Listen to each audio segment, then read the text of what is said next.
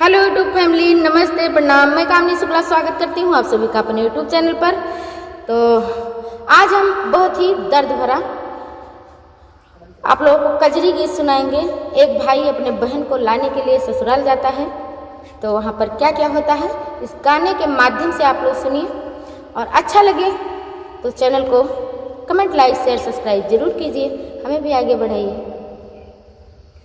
आई बांधौ न मैया मोरी गरुही गठरिया, अरे गरुही गठरिया, अरे बहिनी आनन हम जब। बांधौ न मैया मोरी गरुही गठरिया, अरे गरुही गठरिया, अरे बहिनी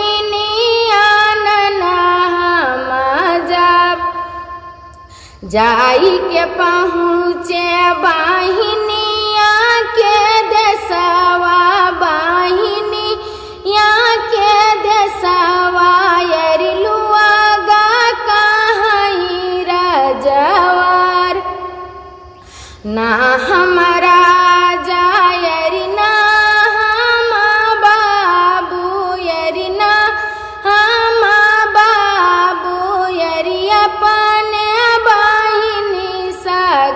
भाई भीतर से बुआली है बहिनी दुलारी, अरे बहिनी दुलारी, अरे पूछे लागी नैहरे कई हाल।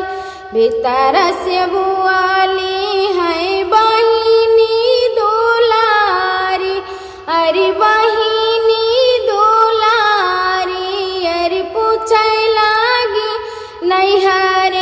कई हाल।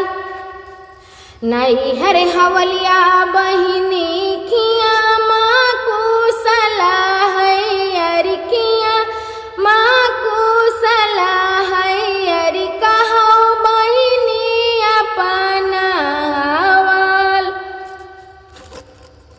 हाथ देखो भैया रे, हाथ देखो भैया, अरे जैसे बरधवा कई कान।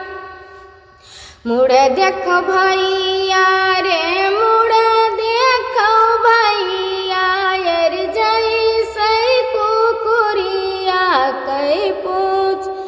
ई दुख कहो भैया मैया के अगवा, अरे मैया के अगवा, अरे छतिया पीटी मारी जाए। ई दुख कहो भैया बाबा के अगवा, अरे बाबा के अगवा, अरे बैठ चौपरिया मोरा झाए। ई दुख नहीं कहो भैया भौजी के अगवा, अरे भौजी के अगवा, अरे राम रसोइया मुस्काए।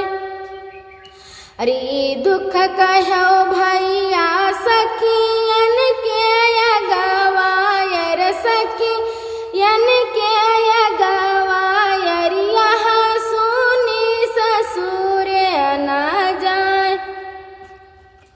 नौ मन कुटना नावई मन पिसना, नावई मन पिसना, अरे नौ मन शीतली रसोई।